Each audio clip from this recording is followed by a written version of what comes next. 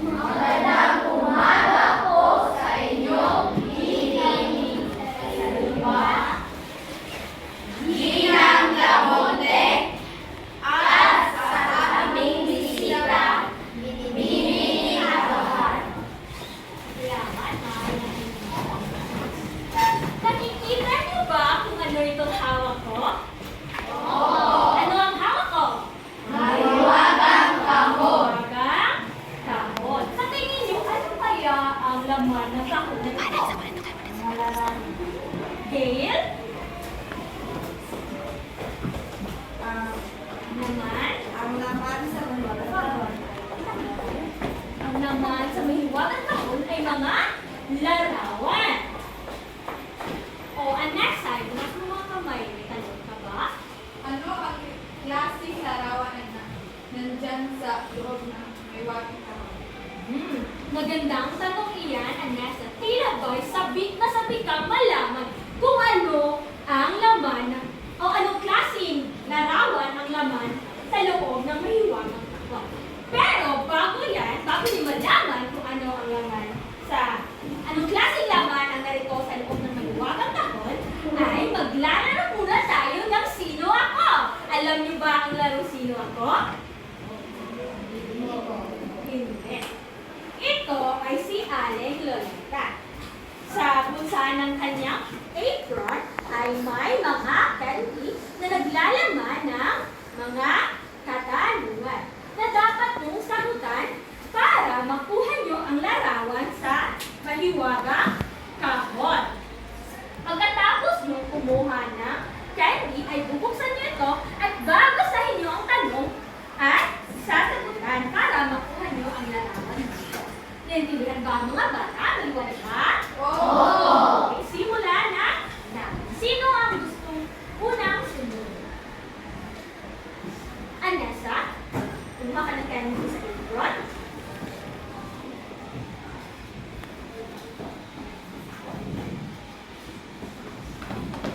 Buksan mo.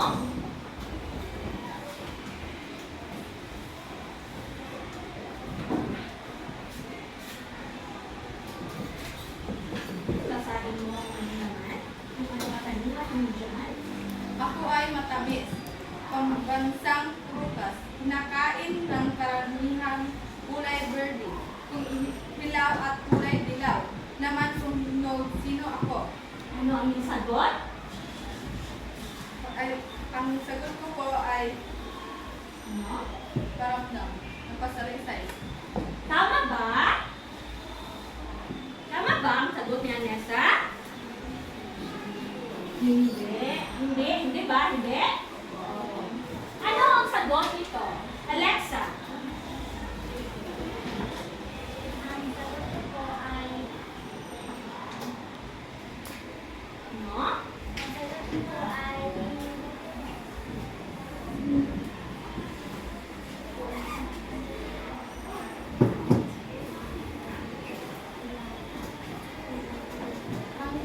Tama!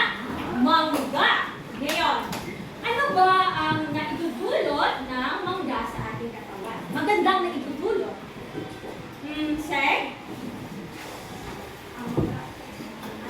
Anong magandang naidudulot ng mangga sa ating katawan? Magandang naidudulot ng mangga sa ating katawan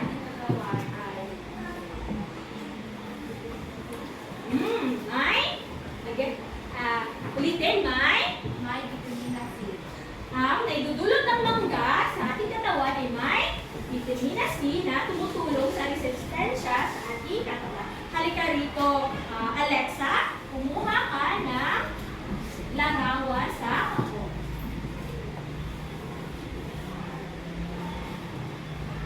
Ano ang larawan? Ipakita mo sa klase. Ako po larawan ay merong dahan na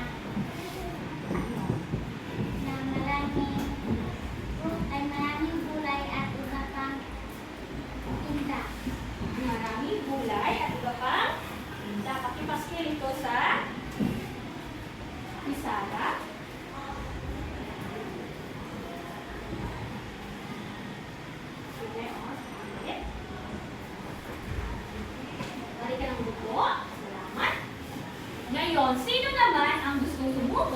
Pangalawang larawan. Megan.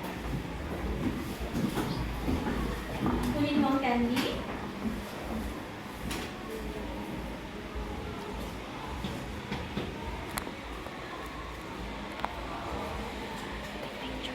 Buksan mo.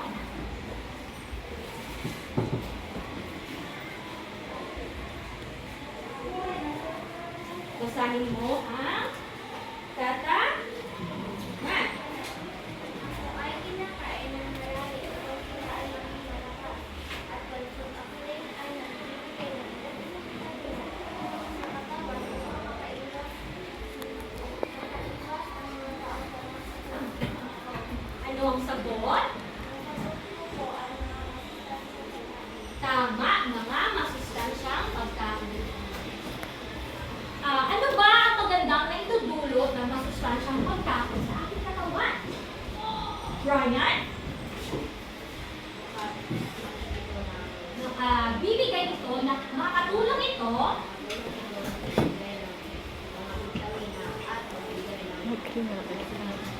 tama. Ano nga ba ang mga masustansyang pagkain? Sulfur, mga gulay at salamat. Kumuha ka na dito na lalaw.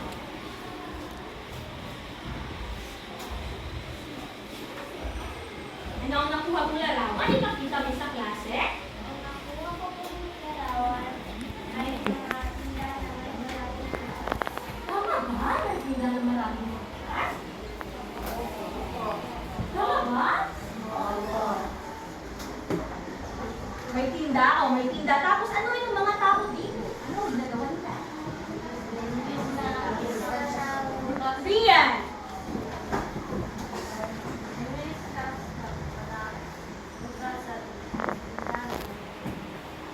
Bumibili sila ng prutas sa tindahan. Ano ang dito?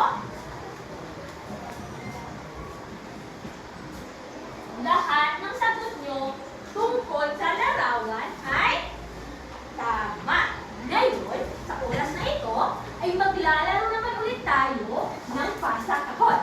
Ano ba ang pasang tahon? Okay. Ganito lamang ang gagawin nyo. Ipapasa nyo ang kahon na may iba't ibang kulay sa gilid nyo. Habang nagpapasahan kayo, ay sabayan nyo ng kanta Five Little Monkeys. At pagkasabi ko ng ito at kung sino man ang may hawak ng kahon, ay kukuha ng isang kulay at sagutin ang matematika. Ang sagot ng matematika ay hahanapin mo sa tindahan ng karunungan dahil may misteryosong salita ang naroon. Maliwanag ba ang mga bata? Opo! Handa na ba kayo? Opo! Ngayon ay sisimulan na natin. Handa, awit. Five little monkeys, humpy-dumpy. Pinto. Stanford, kumuha ka ng isa. Ang nakuha mo ay, ano? Sasabi.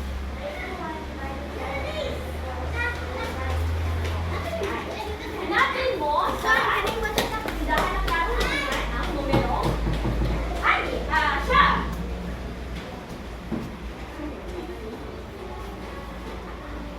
Sabi kayo. Ang nakuha mo nung salita ay pag-hilakis. Mali ka ng umupo.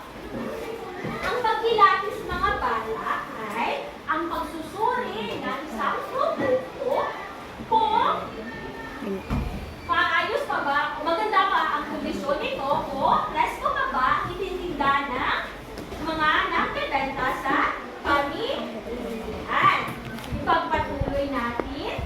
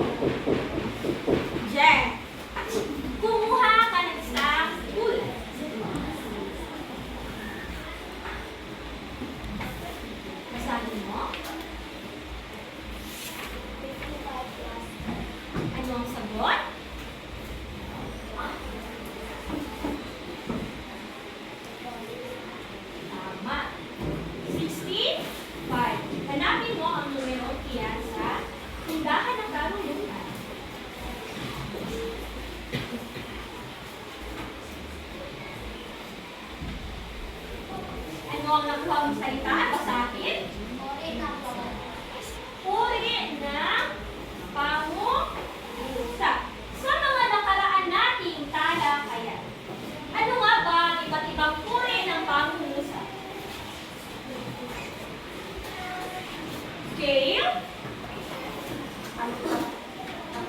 Ibang figure ng pangungusap ay kasalaysay, tatanong, at Uri ng mga pag-usap ay patanong, pasalaysay, paupos, at padagdag.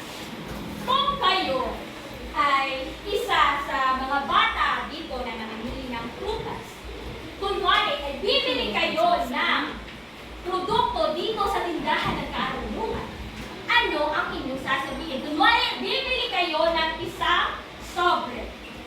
Ina, pumunta ka rito.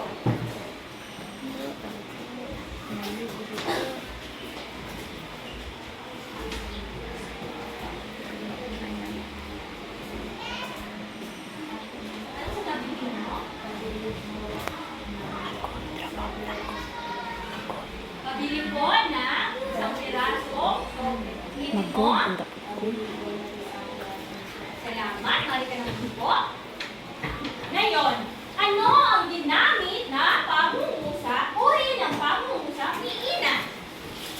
Rio, nagamit sa uri ng pangungusap na ay kasalaysay. tumpak, pasa, lifestyle. Ipagpatuloy natin.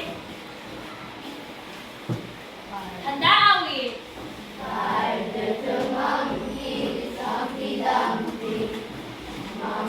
Ito. Kumuha ka ng isang kulay.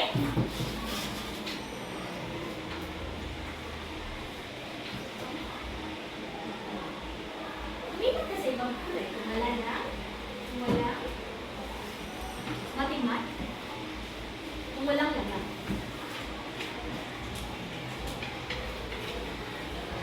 Basahin mo.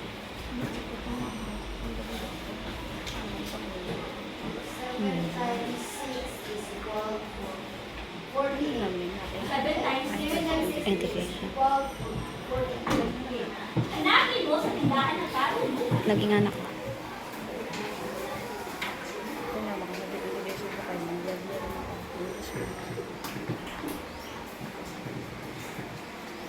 Ano ang nakuha mo sa iba? Turubok. Kung dito sa nakapaskil sa... Punta mo na unalis, may tanong pa. Kung ikaw dito sa nakapaskil na larawan sa pisara, alin dyan ang turubok? Ang produkto ko ay yan sa pinakamataas na larawan. Ano ang mga produkto nandito? Ang produkto ko ang meron sa isara ay mayroon ng substantial pagkain, napay at lumin. Mali ka lang dito. Ang produkto dito ay ang mga itinitindang mga gulay, prutas, inumin at tinapay. Lahat ng sagot nyo ay tama. Ngayon, naranasan nyo na bang sumama sa inyong mga magulang sa pamilihan? Oo. Ano nga ba ang naroon sa pamilihan? Gail? Ang naroon sa tindahan ay mga Produkto tulad na ano? tulad ng mga gulay, prutas, At iba pa.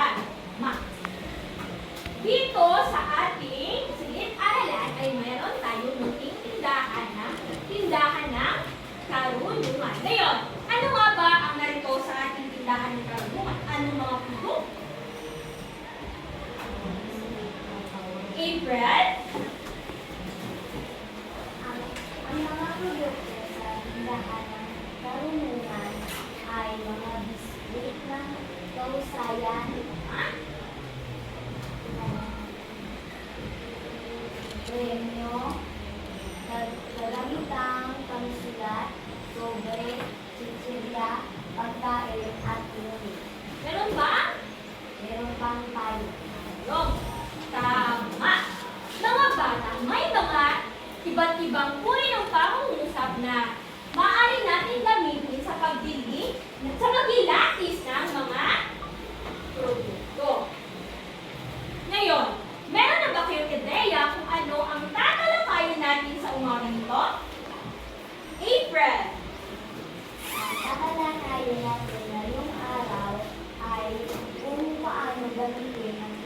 kakaiba ang pangungusap sa pagpilatis ng isang minuto. Tama! Ang tatalakayin natin sa umaga ito ay tungkol sa paggamit ng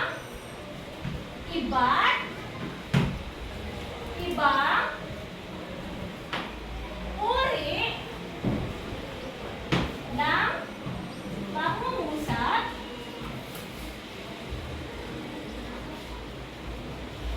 sa pagpilatis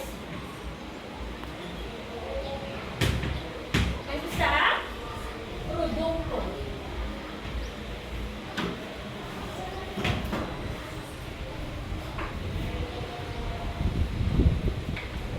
Isang produkto.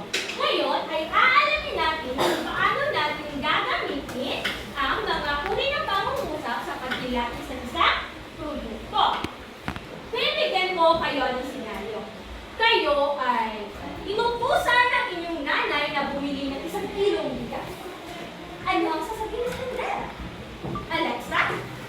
Sabihin ko po sa tindera ay pabili po ng 1 kilong Bigas. gas.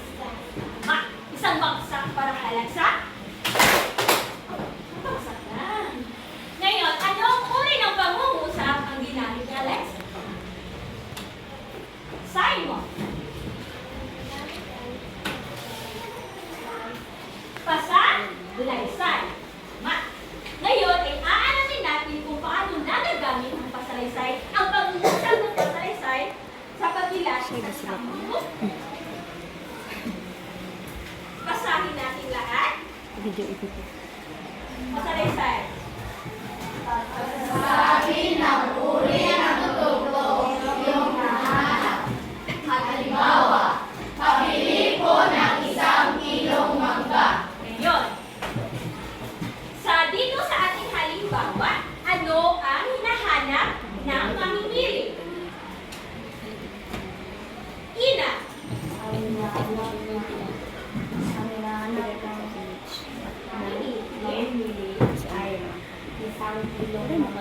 Tama. Ngayon ay bibigyan ko ulit kayo ng senaryo. Gusto nyo malaman kung magkano ang 1 piraso ng saging? Ano ang sasabihin sa kanila? Ace. Pabili po ng 1 pirasong saging. Tama. Ngayon, anong uri ng pangungusap ang ginamit, Ace? Rian. Ang uri ng pangungusap. Tama ba, Pasalaysay? Rihanna? Tama. Pata? No. Ngayon ay aalamin natin kung paano nagagamit ang patanong na uri ng pangungusap sa pagpilatis ng isang produkto. Basahin natin lahat. Informasyon tungkol sa produktong bibili. Halimbawa, hinog na po ba ang tinda ng mangga? Ngayon, dito sa halimbawa, ano ang gustong malaman ng mamimili? Side dyan? Gusto malaman ng mamimili ay yung mangga. Kung ano?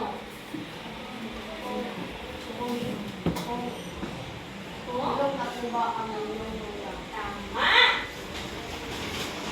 Ngayon ay tapos na kayong bumili ng mangga at gusto nyong ilagay ito sa soup. Ano ang inyong sasabihin? Jessica. Ilagay po ng mangga sa Tama, pakilagay po ng mangga sa soup. Ngayon, ano ang uri ng pangungusap ang ginamit ni Jenica? Shamgar? ang ginamit po na kausap ni Jelena ay Pautos. Tama. Ngayon ay aalamin natin kung paano nagagamit ang pangungusap na pautos sa pagpilatis ng isang produkto. Basahin natin lahat. Walang kahilingan sa pagtitinda o nagbibenta ng produkto. Halimbawa, pakilagay po ang binili kong saging sa supot.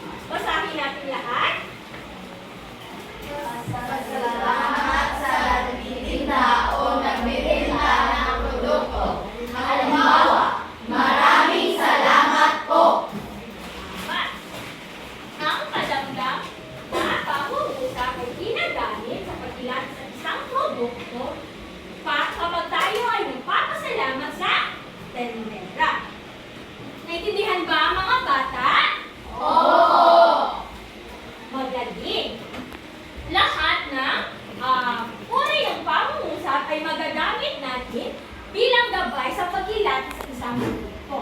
Mahalaga na alam natin kung paano ito gamitin. Dahil may iba't ibang paraan nito kung paano ito gagamitin. At para na rin maiwasan ang misinterpretasyon sa pagitan ng mamimili at ng bebenta. Ngayon, ay kung naintindihan niyo na, ay maglalaro tayo ng pili pinto. Alam niyo ba ang pili pinto? Hindi. Hindi. Ang gagawin lang ay may ipapakita akong larawan at pagkatapos niya ay pipili kayo ng pinto at kung sa loob ng pinto ay may mga uri ng pag-uusap na gagamitin nyo sa paggawa ng pangungusap. Batay sa larawan na aking ipinakita. Pero, gagamitin ko ang payong ng karunungan at kung sino man ang maswerteng mapili ng payong ng karunungan ay siya pipili na sa pinto. Naintindihan ba ang mga bata? Oo! Ayan, handa naman kayo? Oo! Handa na. Payong ng mga mukha. Ikot! Sino ang napili? Round guard. Ngayon, pipili ka ng pinto. Isang pinto. Ay, bago muna yan. Kalimutan mo. Anong larawan ito? Tindahan ng gamot. Ulitin, tindahan ng gamot. Pumili ka na dyan.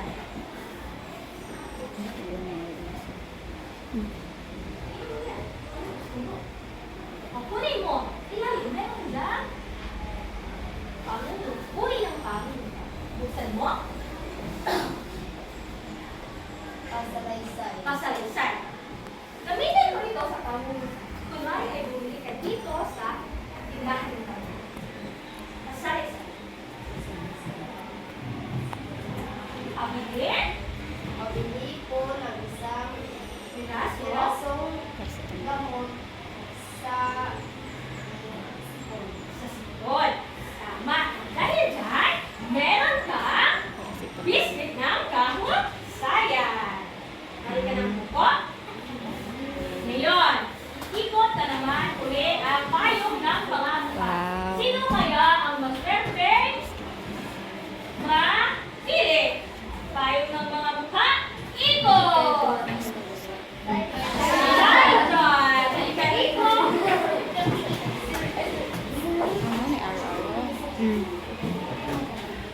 Ito ang larawan.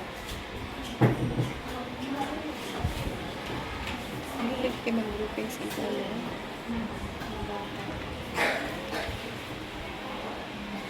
Ano ang nakuha mo? Uri ng pangungusap. Padamdam. Ngayon, gamitin mo yan sa Sarap ng hamburger. Sarap. salamat po. mga salamat po. At dahil dyan, meron kang biscuit na kahut-sayan. Ngayon, ay itong larawan na ito. Ano ito?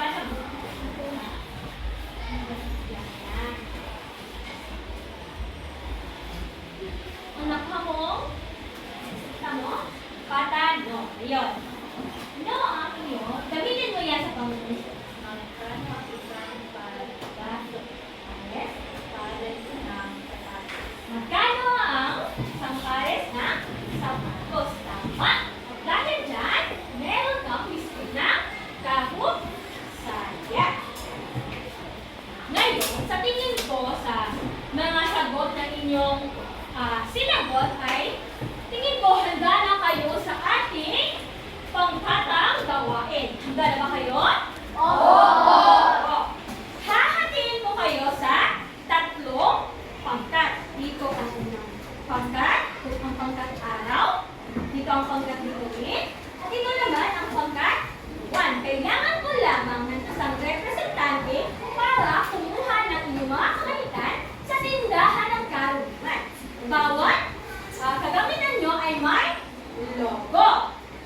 Ngayon ay para magawa nyo ang ating pangkatang gawain ay babasahin muna natin ang pamantayan para may gabay kayo kung sa pagsagot na ating pangkatang gawain. Basahin natin lahat. Pamantayan. Nagagamit ang iba't ibang uri ng pangungusap sa paglalagay sa isang produkto. 25 utos. Pangalawa, sinusunod ang pagtutuwa at malinis ang pagkagawa. 15 utos. Nagtutulungan ang bawat miyembro. 10 puntos. Tabuan, 50 puntos. Kung gusto nyo makakuha ng taas na marka, ay susitin nyo ang pamantayan. Handa na ba kayo? Opo! Ngayon, isang representante sa bawat grupo, kunin nyo ang inyong pangkatang gawain. Isa nyo.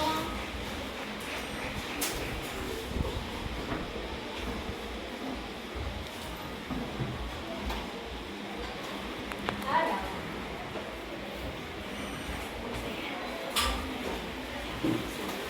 Ngayon ay bibigyan ko lamang kayo ng 7 minuto para sagutin nyo ang pagkatang gawain. Huwag mo na inyong kunin. 7 minuto lamang at ito ang ating basihan na minuto para malaman nyo kung ilang minuto na lang ang natitira para tapusin nyo ang inyong pagkatang gawain. Ngayon, handa na ba kayo? Oo! Wow! At maaari na kayo magsimula.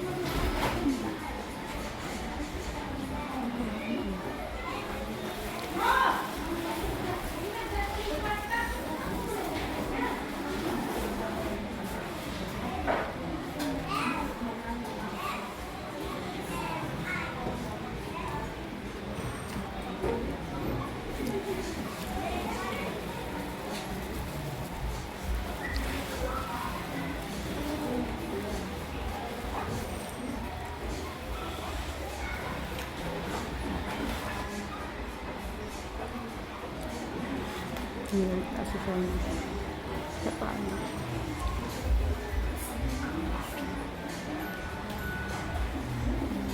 Video mo yun, no? Ano man yung problema? Ah, wala ko din yung dire. Ito, tapos na kayo. Sabi niyo, yes.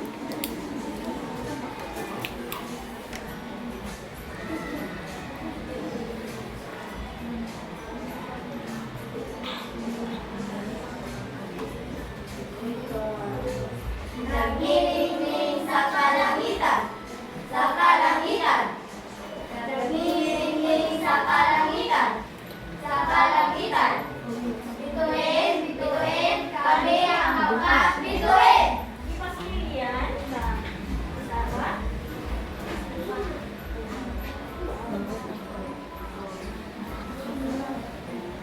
Ay, mamaya na lang pala pag kayo ipagpulat. Basta kayo ang nangunang hatang. Napunta kayo dito? Napunta kayo dito?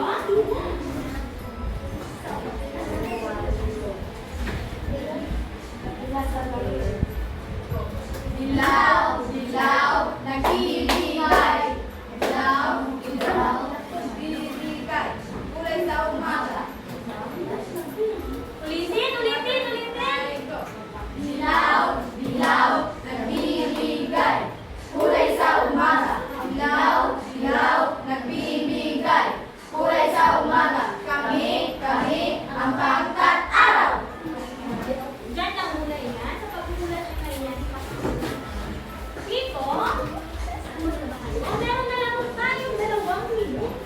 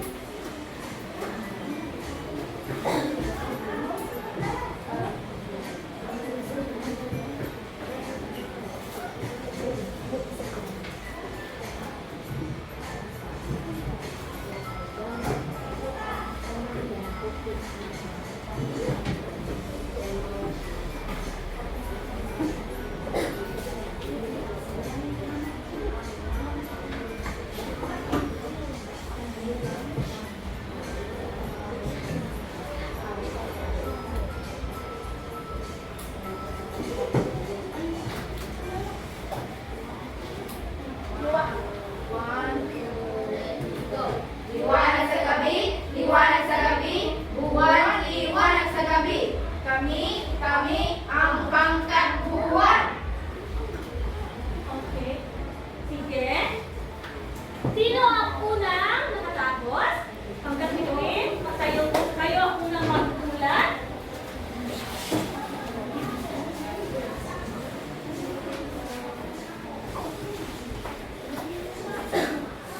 Meron tayo.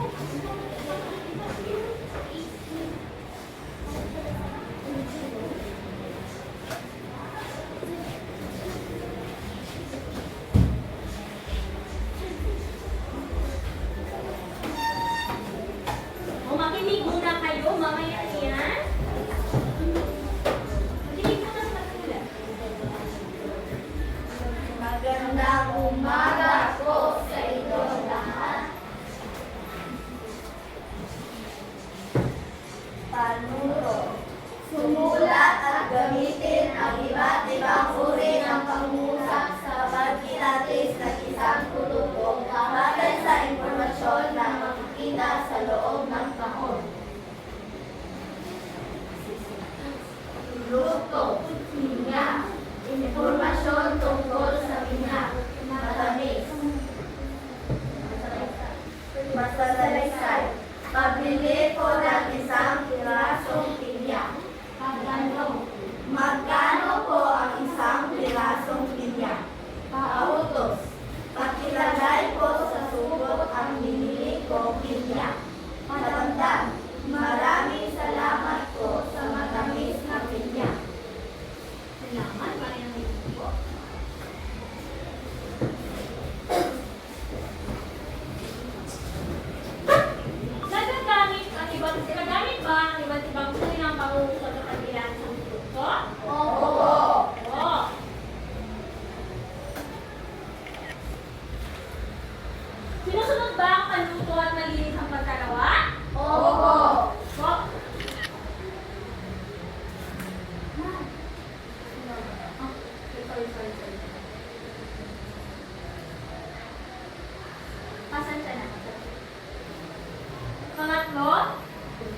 Nagtutulungan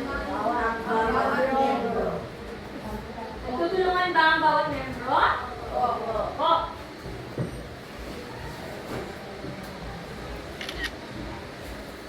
Kabuuan, 50. Tapos kayo ay nakakuha na perfecto.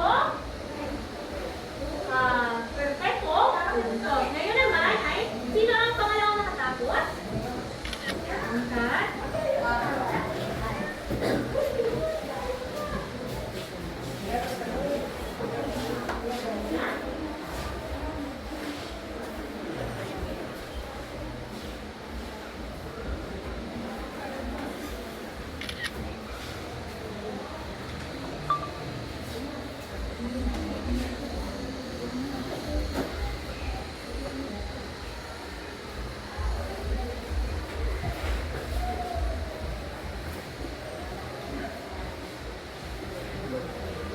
Magandang umaga po sa inyong lahat. Po ang aming panluto. Gumawa ng pangungusap batay sa ibinigay na sitwasyon. Gamitin ang iba't ibang uri ng pangungusap sa pagkilatis ng isang produkto. Unang sitwasyon. Gusto ko isang naman. Anessa, ikaw naman. Unang sitwasyon. Si Rian ay pumupunta sa pamimihang ng mga gamot at nais niyang sabihin kung anong gusto niyang bilhin. Pumili ng isang uri ng pangungusap at gamitin ito. Masahin na pangusap. Ikaw naman. Ang pabili po ng gamot sa lagnat para sa anak ko. Malawa. Ina, basahin mo. Dalawang sitwasyon. Gusto malaman ni Deo kung magkano ang isang kilo ng masahan para sa magkasya niya ang kailangan niya. Pumili tayo isang uri ng pangungusap. Magkano po ang isang kilo ng masahan? Tatlo. Brian. Ikatlong, nais ka ng palagay ni Brian ng kanyang bukas sa kaon para hindi ito makukuli. Pumili ng isang uri ng pangusap at pumili. Ilagay po sa kaon ng pumili mo. Tama. Sa apat, pagkatapos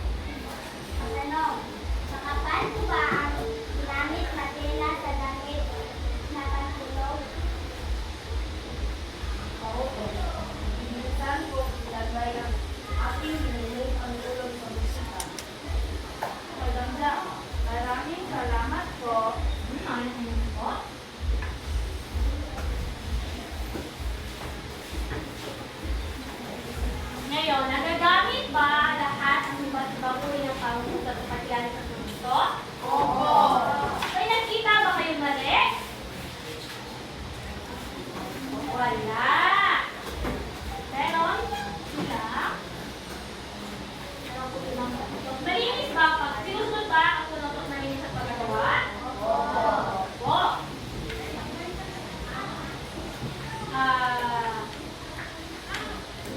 Natutulungan ba ang bawat miyembro? Opo. Ang kabuuan ng lahat ay may 50 puntos. Nakakuha kayo ng perfecto puntos. At dahil dyan ay may premyo kayo. Ngayon, alam kong naintindihan niyo talaga ng mabuti ang ating pinalakat. Ibigyan natin ng gardo na lisagap ang ating mga sarili. Alam niyo ba yun? Hindi. Ganito lamang yan. Isa, dalawa, tatlo. Isa, dalawa, tatlo. Bang, bang, bang, bang. Tumayo ang lahat. Sundin niyo ako.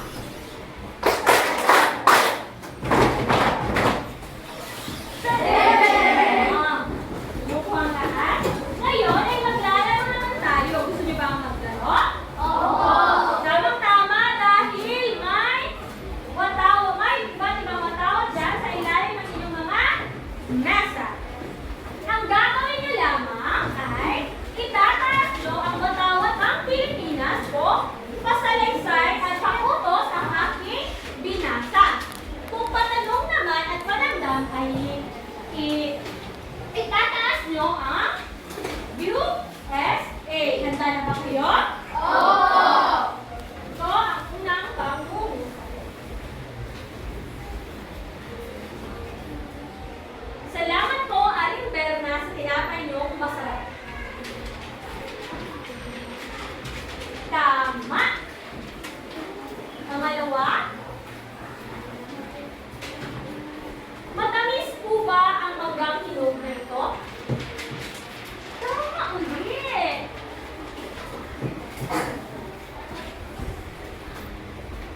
Pagilagay po ang ating mga prutas sa paper bag, Aling Loleta. Tama. Pilipinas. Laman. Ito naman. Dalawang tubig nga po, Aling Loleta, at ako'y nakuuhaw. Tama, Pilipinas. Ngayon, masasabi ko na intindihan talaga ng mabuti ang ating hinahulakay. Bago tayo magpasulit, ay meron muna akong mga katanungan. Kung may hinahanap tayo isang produkto sa kanila, anong uri ng pangungusap ang ating gagawin? Rio. Kaya tanong. Tama. At dahil dyan, may biscuit ka na karunungan. Paano naman kung gusto nating malaman ang impormasyon sa isang produkto? Rihanna.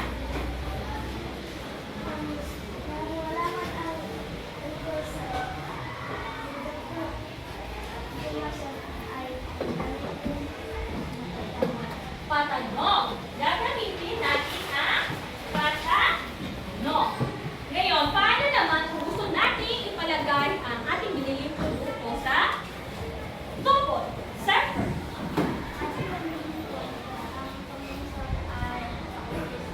At dahil dyan, meron kang biscuit ng karunungan. Ibinigay na sa iyo ng tindera ang iyong binili. Ano mo sabihin sa tindera? Yes.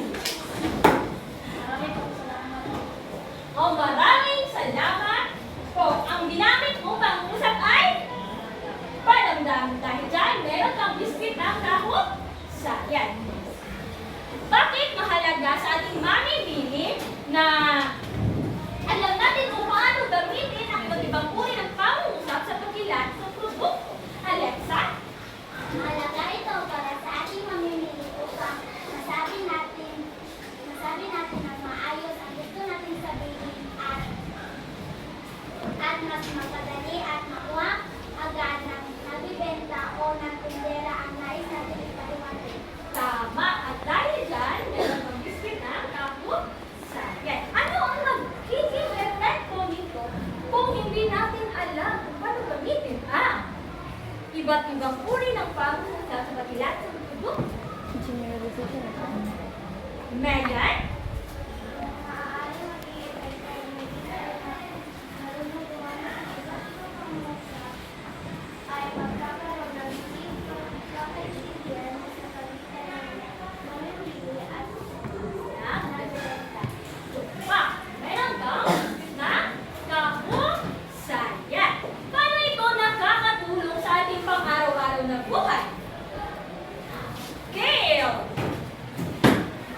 Nakakatulong din ito sa pang-araw-araw na buhay sa malinaw na pagpapahayag sa ating mga sarili.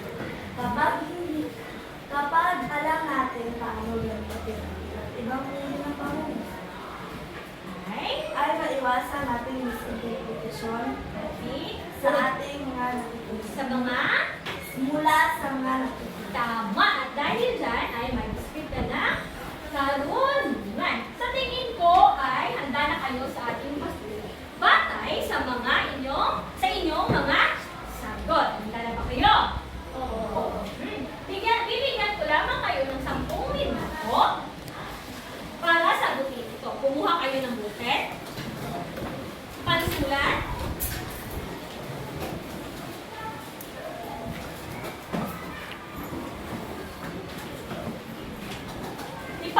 ipasa sa likod.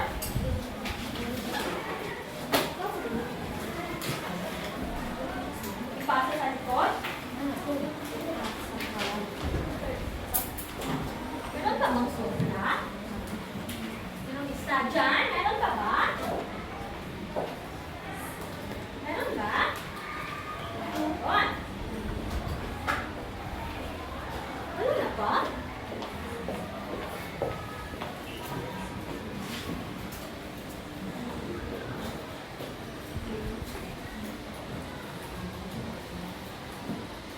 Sino ang wala dyan? Sino ang wala? Kayong dalawa. Pwede kang makiupo sa upuan ni Tina. Makitingin ka sa kanyang papel. Isulat ko lang dito ang number 1. Una at ikalawang